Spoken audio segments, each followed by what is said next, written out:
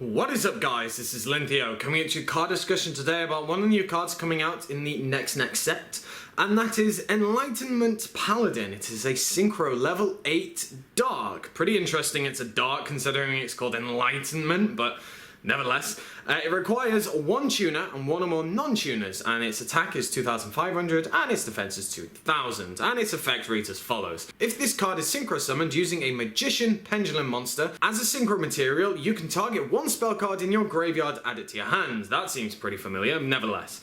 You can only use the effect of Enlightenment Paladin once per turn. When this card destroys an opponent's monster by battle and sends it to the graveyard, you can inflict damage to your opponent's equal to the monster's original attack. So first off, the thing that strikes me about this is the fact that it is a generic synchro. Now that is quite good. I'm all for kind of generic synchros that don't have too big of crazy effects. I still think Dracosac should have been not generic, and we could have avoided that whole format nicely. Breaking its effect down, if you use a Magician Pendulum monster as its synchro material, you get to add a spell card from your graveyard to your hand.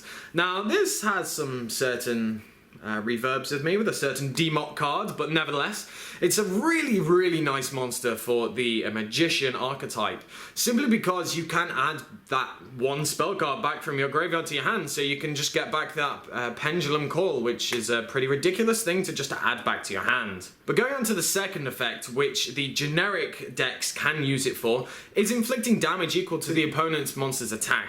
And that is pretty good. Having a Volcasaurus-like effect built in that has no real restrictions is pretty goddamn good. The stats aren't too bad. It being a Dark is quite nice, but I still think it should have been a Light, looking at the picture and, you know, everything around it. The card is pretty interesting. Whether or not the Magician Pendulum monsters will actually use this or not is kind of up to them, because being a level 8, it is accessible. Maybe not the easiest. Depends on how people want to build that version of the deck. For me, I actually quite like this card. I think it's quite a nice knockout card that, you know, can be used quite easily. Level 8s aren't difficult to go into, and especially with things like Synchrons, they're very easy to churn these types of cards out. And, you know, it is quite a nice card. Just because it's 2/5 doesn't mean that, you know, it's too weak at all. If it was like 3,000, for example, I think this would kind of be one of the most staple Synchro monsters that, you know, decks can really use it for. It's still a pretty solid card. Looking at it, it does seem to be like Time Gazer Magician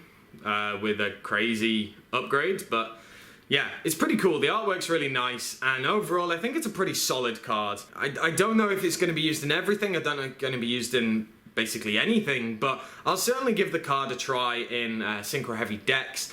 And I'm not going to really be playing Magicians or Magispectors or anything like that, but it's going to be interesting to see if anyone will actually use it. So if you are thinking of playing Magispectors or Magicians or anything that obviously will retain the first effect, make sure to leave me a comment down in the section below and let me know what you think of the card, if you think it's very good or not. So as I said, let me know down there. Make sure to give me a like, comment, subscribe, and I should catch you guys later. Hi, I'm Jack Patillo from Rooster Teeth. I love this guy's channel. You should check it out.